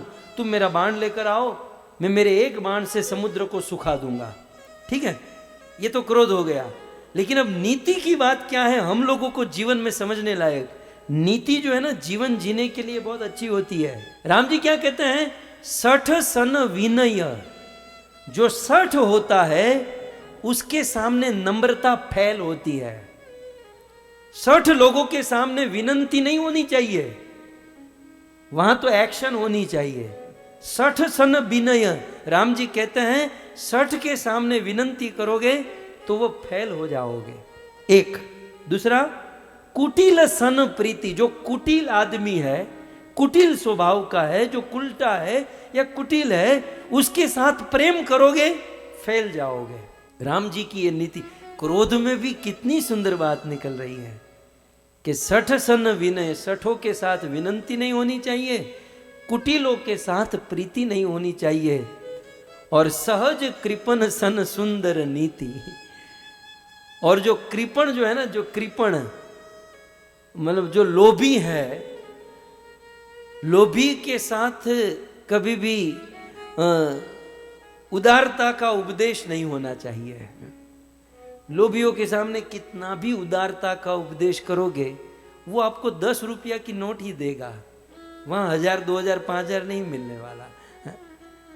तो लोभी के सामने उदारता का उपदेश, राम जी कहते हैं, आगे कहते हैं, ममता रत सन ज्ञान कहानी। जो ममता में फंसा हुआ है, मोह माया ममता में फंसा हुआ है, उनके सामने लक्ष्मण ज्ञान की कहानी कहना फैल है। देखो हो रहा है क्रोध, लेकिन क्रोध में राम जी कितनी सुंदर बात कहते, ममता रत सन ज्ञान कहानी। जो ममता में फंसा है उसके सामने ज्ञान मत जाड़ो। श्रीमद् भागवत जी में कहता है ना, महाराज चित्रकेतु इतनी ममता में फंसा था, अंगिरा जी अपना काम धंधा साधना भक्ति छोड़कर चित्रकेतु के घर पर आए कि इसका दिमाग कुछ मैं ठीक करूं। लेकिन चित्रकेतु इतनी ममता में फंसा हुआ था कि बेचारे ये ऋषि अपना ज्ञान उनको दे, उसके पहले चित्रकेतु ही उनके चरणों में गिर गया, हमें पुत्र चाहिए, हमें ये चाहिए। अंगिरा ऋषि को फिर देना पड़ा पुत्र। तो जो ममता में रत है उसके सामने ज्ञान की कहानी करना फैल है। और फिर अति लोभी सन बिरति बखानी, लोभियों के सामने वैराग्य की बात करना फैल है। क्रोधी सम, क्रोधी के सामने शाम की बात करना, मतलब सॉल्यूशन की बात करना, ये फैल है। जिसको क्रोध चढ़ गया है उसको सॉल्यूशन से मतलब नहीं, वो क्रोध करके ही छूटेगा। राम जी की ये नीति। तो क्रोधी ही सम, क्रोधी के सामने शम की बात करना, शांति का संदेश ये कभी हो नहीं सकता।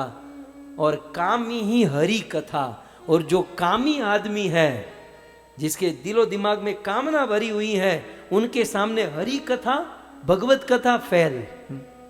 कामियों के सामने हरि कथा नहीं होती। ये सारी बात यदि करोगे तो कैसा होगा, उसर बीज भये फल जथा। जैसे किसी बीज को कंक्रीट में डालोगे तो जो थोड़ा बहुत बीज था ना, अच्छा वो भी जाएगा और आपको कोई फल भी नहीं मिलेगा। उससे अच्छा बीज को तो संभाल लेते हैं। तो इस प्रकार से राम जी ने कहा, और फिर राम जी ने अपना वीर रस दिखाया। अस कहि रघुपति चाप चढ़ावा, अस कहि रघुपति चाप चढ़ावा, यह मत लक्ष्मण के मन भावा, यह मत लक्ष्मण के मन भावा। इस प्रकार कह के भगवान रामचंद्र ने अपने सारंग पर अमोघ बाण चढ़ा लिया। लक्ष्मण को बड़ा अच्छा लगा, बोले बस यही करना था। बस प्रॉब्लम यह है कि 3 दिन लेट किया आपने। लेकिन श्लोक में लिखा है कि यह मत लक्ष्मण के मन भावा, लक्ष्मण जी को ये बड़ा अच्छा लगा। तो खैर ये तो बहुत सारे श्लोक है, मैं आपको संक्षिप्त में इतना कहना, हम तो यमुना में फंसे हैं ना, यमुना की बात है। यमुना में बाढ़ क्यों आई, कृष्ण जन्म। तो फिर तो भगवान रामचंद्र ने जब चढ़ा दिया और प्रत्यंचा जब कान तक खींची, केवल प्रत्यंचा खींचने में समुद्र खोलने लगा। बाण चला नहीं है, केवल खींचने में ही समुद्र खोलने लगा। समुद्र के जलचर जीव आकुल व्याकुल होने लगे, त्राहिमाम कर उठे। और उसी समय समुद्र देवता बहुत सुंदर भेंट लेकर ब्राह्मण का रूप धारण करके भगवान राम जी के चरणों में आकर गिर गए। और भगवान तो राम जी हैं, चरणों में गिरे तो राम जी को दया आई। और फिर राम जी ने वो बाण किसी अलग जगह पर चला दिया। और राम जी ने कहा, भाई तू 3 दिन के बाद आ रहा है, तू पहले आया होता। बोले हमसे क्षमा, माफ कर दीजिए, गलती हो गई। राम जी ने कहा कि हमको रास्ता दे दो, हमें लंका जाना है। समुद्र देवता ने कहा कि प्रभु प्रकृति का नियम आपने बनाया है, आप कहोगे तो मैं नियम तोड़कर मार्ग दे दूं, लेकिन अच्छा ये होगा कि आपकी सेना में नल और नील नाम के वानर हैं, बड़े बड़े पर्वत और पत्थर उनको लाकर दो, आपका नाम लिखेंगे, समुद्र में डालेंगे, वो पत्थर तैरेंगे, आपका प्रताप है।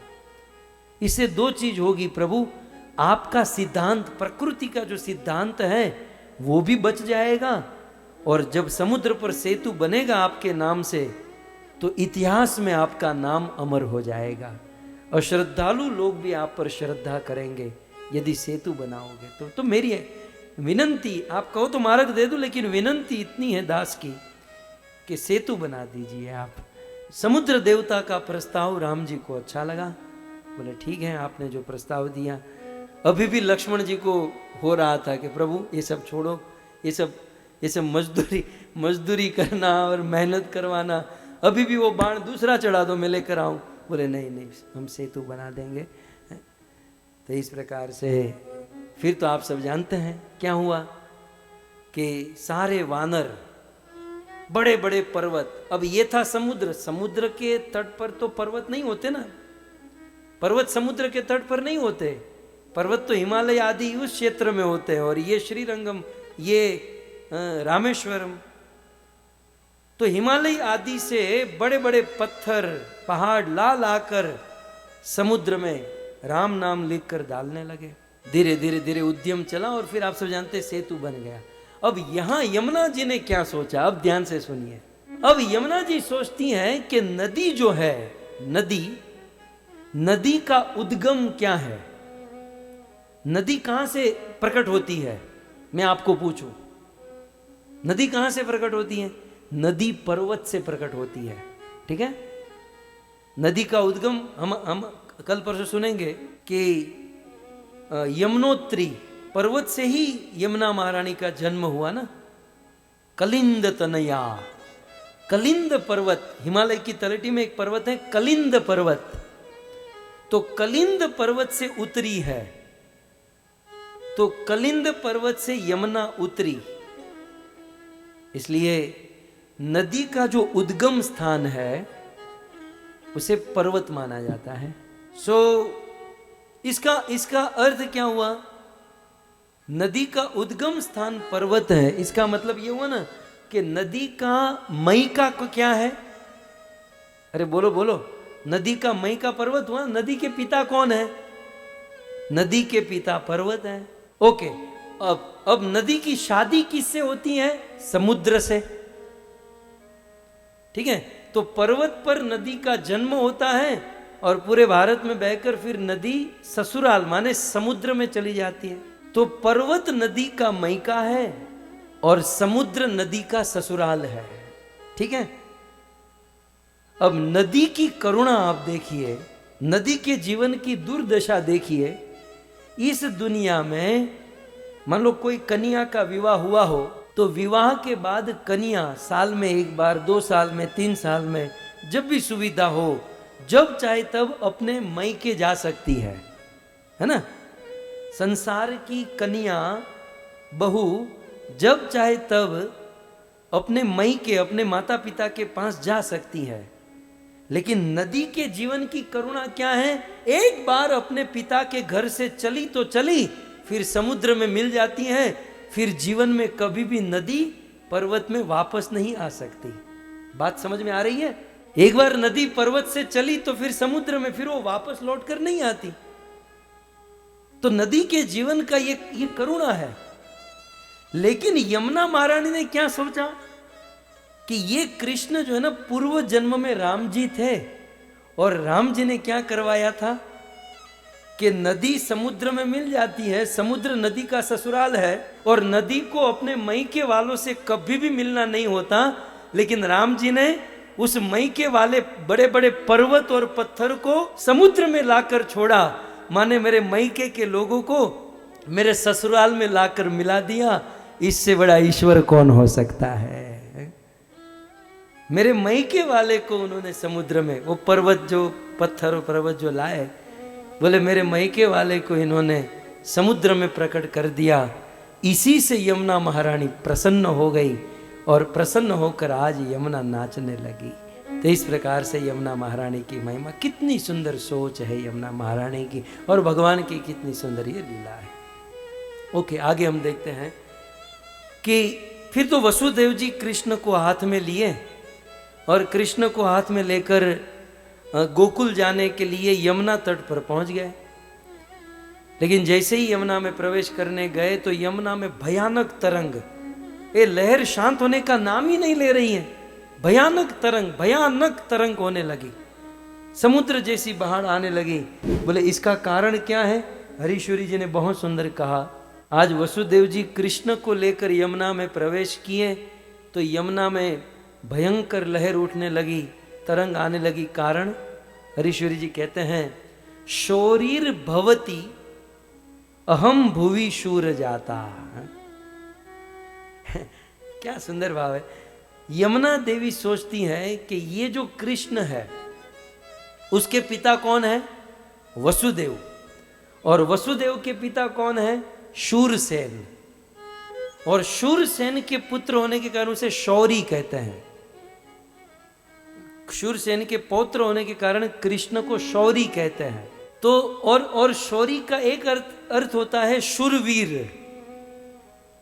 शौरी माने एक अर्थ है शूरवीर। शूरसेन के पुत्र भी हैं इसलिए शौरी, और दूसरा शूरवीर है इसलिए शौरी। तब यमुना जी ने सोचा कि कोई शूरवीर, अब दोनों शूरवीर हैं, वसुदेव जी भी शूरवीर और कृष्ण भी शूरवीर, तो ये दोनों मेरे पास आ रहे हैं और आगे चलकर, अब इसके दिमाग में विवाह का चक्कर ही चल रहा है, आगे चलकर मुझे शादी करनी है। और शादी करने के लिए भाई लड़की लड़के के गुण को तो मिलाना पड़ता है ना। तो पंडित जी कहते हैं इसके 12 गुण मिल रहे हैं, इसके 15 गुण मिल रहे हैं, इसके 25 गुण मिल रहे हैं, गुण को मिलाना पड़ेगा। तो यमुना जी ने सोचा कि ये शूरसेन के पुत्र शूरवीर है, वसुदेव शूरवीर, कृष्ण शूरवीर, और आगे चलकर गुणों को मिलाना होगा तो मैं भी मेरी शूरवीरता दिखा दूं। तो यमुना महारानी अपनी शूरवीरता दिखाने के लिए आज बड़ी बड़ी तरंगे, आज बड़ी बड़ी लहरें लेकर नाच रही है, आकाश को छू रही है। तो ये भाव हमारे आचार्यों ने दिया कि कृष्ण के जन्म के समय यमुना क्यों आज इतनी उछल रही है, इतनी प्रसन्न है। एक भाव। दूसरा भाव आगे कहते हैं, ये भी बहुत सुंदर, हरीश्वरी जी बढ़िया काम करते हैं। यमुना महारानी सोची कि तरंगे क्यों उठ रही हैं, तो यमुना जी सोचती है कि गोपालन एव सनातनो सो ब्रजम प्रयातो अवलोकस्य साकिम। ये कृष्ण जो है मथुरा से ब्रज में क्यों जा रहे हैं? तो कहते हैं गोपालनम एव, ये कृष्ण मथुरा से गोकुल में जा रहे हैं गोपालन करने के लिए, गायों का पालन करने के लिए।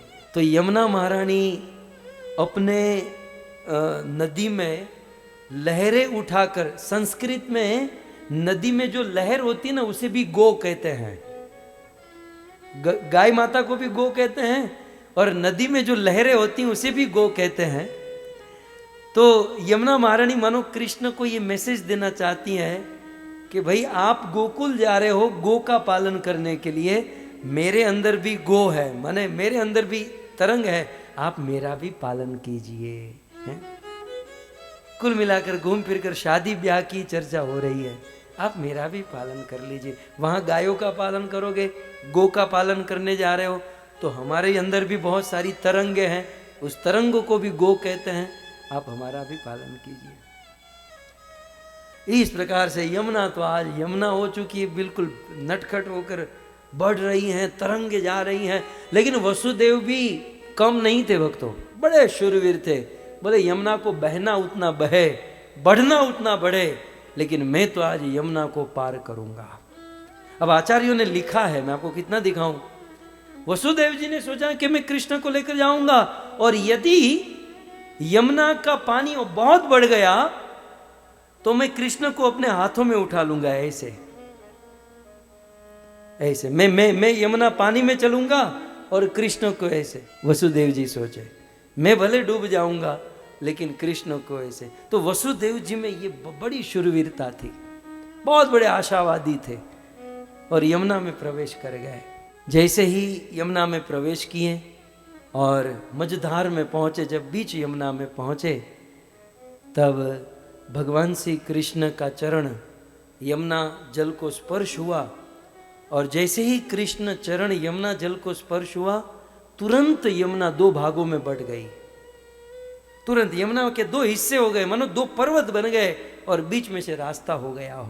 तो यमुना जी पहाड़ की तरह दो भागों में बट गई और बीच में रास्ता दे दिया। इसका क्या कारण है? एक कारण तो समझ में आ गया कि कृष्ण के चरणों का स्पर्श मिल गया, इसलिए यमुना दो भागों में। ये तो स्वाभाविक आप सब जानते हैं, लेकिन आचार्यों ने जो गूढ़ रहस्य बताया, यमुना जी दो भागों में क्यों बट गई। अभी यहां भी शादी का चक्कर तो अभी भी चल रहा है। यमुना जी ने सोचा, बहुत सुंदर उत्प्रेक्षा है, यमुना जी ने सोचा कि आगे चलकर मुझे कृष्ण के साथ शादी करनी है। और फिर एक बार बलराम जी और यमुना जी की रास लीला और बलराम जी ने यमुना को खींचा और जो भी हुआ, तो यमुना जी ने सोचा आगे चलकर मुझे कृष्ण से विवाह करना है। और उस समय कृष्ण ऐसा सोचेंगे कि भाई इसकी रास लीला तो बलराम जी के साथ हुई है, मैं कैसे विवाह करूंगा। तो आज यमुना दो भागों में बंटकर दिखा रही है कि मैं दो भागों में हूं, वो एक भाग है उसके साथ बलराम जी की रास लीला होनी है, दूसरा भाग तो केवल और केवल कृष्ण के लिए है। ये सोचकर यमुना दो भागों में बढ़ गई। क्या भाव है आचार्यों का। सो इस प्रकार से कृष्ण मुझे अपनाएंगे, इसे दो भागों में बंटकर। दूसरा कारण, यमुना दो भागों में बंटकर बिल्कुल शांत हो गई। और शांत होने का कारण यही था कि आगे चलकर शादी का प्रस्ताव लेकर जब मेरे पिताजी जाएंगे तो वसुदेव जी कहेंगे ये वही यमुना है जो पागल की तरह हमको रास्ता नहीं दे रही थी, ये तो बिल्कुल पागल है, ये तो नटखट स्वभाव की है। तो अपने ससुर जी आए हैं, होने वाले ससुर जी आए हैं, ये सोचकर यमुना बिल्कुल शांत हो गई। नहीं, कितने लोगों के बर्तन उड़ाते हुए जाती हैं, कितने लोगों को डांटते हुए जाती हैं, लेकिन जब लड़के वाले देखने आते हैं ना तो बिल्कुल मीराबाई बन जाती है, बिल्कुल ऐसी। और फिर उनके माता पिता उनकी प्रशंसा करते, हमारी बेटी तो रामायण जानती है, हमारी बेटी पूरी भगवत गीता जानती है। अच्छा, आपकी बेटी इतनी संस्कारी है। लड़की वाले पूछते, बेटा रामायण जानते हो? बोले हाँ पूरी रामायण। बेटा तुम गीता जानते हो? हाँ पूरी गीता। तो बेटा महाभारत भी जानती हो? कि बोले नहीं, महाभारत तो आपके घर पे आकर करूंगी, बिल्कुल लाइव दिखाऊंगी। वो पढ़ने के लिए नहीं है, वो लाइव दिखाने के लिए, वो प्रैक्टिकल करूंगी।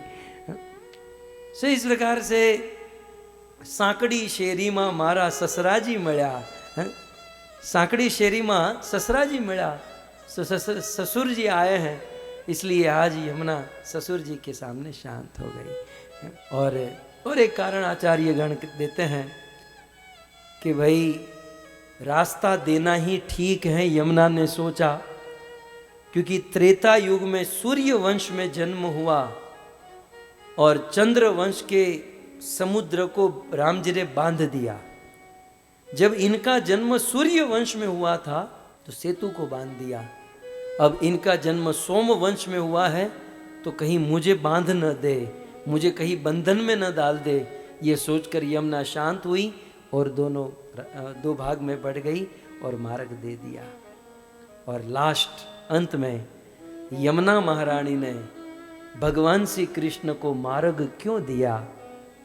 यमुना जी ने सोचा जो भी हो, ये कृष्ण मेरी सखी के पिता है। कृष्ण कौन है? यमुना की सखी है गंगा। और गंगा कहां से प्रकट हुई? भगवान कृष्ण के चरणों से प्रकट हुई ना, कृष्ण का चरण लगाओ। तो जो भी है, मेरी फ्रेंड जो है, मेरी सखी है, उसके पिता है और वो आए हैं तो मुझे उसका सत्कार करना चाहिए। यह सोचकर यमुना ने मार्ग दे दिया। तो इस प्रकार से यमुना जी की बहुत सुंदर लीला कृष्ण के जन्म अवसर पर होती है। भागवत तो कई बार सुनते हैं, लेकिन ये सब सुनने का टाइम नहीं होता। लेकिन इस बार मांडकर कथा हुई है तो हम इन सारी बातों का श्रवण कर रहे हैं। कल श्रीमद् भागवत जी से हम ये भी सुनेंगे कि ये तो हुआ जन्म के प्रथम दिन की बात, लेकिन जब कृष्ण 5 साल के होंगे और जब प्रथम बार यमुना को देखेंगे ना, तो कृष्ण के मुख से बहुत सुंदर उद्गार निकलेंगे यमुना के विषय में, बहुत सुंदर महिमा। और फिर हमें यमुना के जन्म की कथा भी सुननी है। गौलोक में यमुना का जन्म कैसे हुआ और धरती पर कलिंद पर्वत से किस प्रकार से कालिंदी प्रकट हुई, इन सारी बातों को सुनेंगे, जीवन धन्य करेंगे। आप सभी भक्तों ने बड़े धैर्य से कथा का श्रवण किया, आप सभी भक्तों का भूरी भूरी धन्यवाद। और हमारे मनीषा माता, जीतू भाई, पूरब भाई, वन लीला माता, दीपक भाई, अमीश भाई, ऐसे पावन पटेल परिवार के पितरों की स्मृति में इनकी आशीर्वाद, इनकी कृपा को लेकर इस परिवार ने बहुत सुंदर आयोजन किया है। हमारे प्रतीक भाई, हमारे बड़े मित्र, खास मित्र हैं प्रतीक भाई, दर्शना माता, पीयूष भाई, जयश्री माता, अमरीश भाई, हिना माता, कुलीन प्रभु और मोहिनी माता और कमलेश भाई, अर्पणा भाभी, आप सभी भक्तों को भोरी भोरी धन्यवाद। और बस इसी प्रकार से कथा सुनिए, सुनाइए और जीवन को धन्य कीजिए। आइए जय जयकार के साथ आज के सत्र को विराम करें। ग्रंथराज श्रीमद् भागवतम महापुराण की, श्री कृष्णचंद्र भगवान की, श्याम सुंदर यमुना महारानी की, जगत गुरु श्री प्रभुपाद की, निताई गौर प्रेमानंदे। जय जय श्री राधे, जय जय श्री राधे, जय जय श्री राधे श्याम।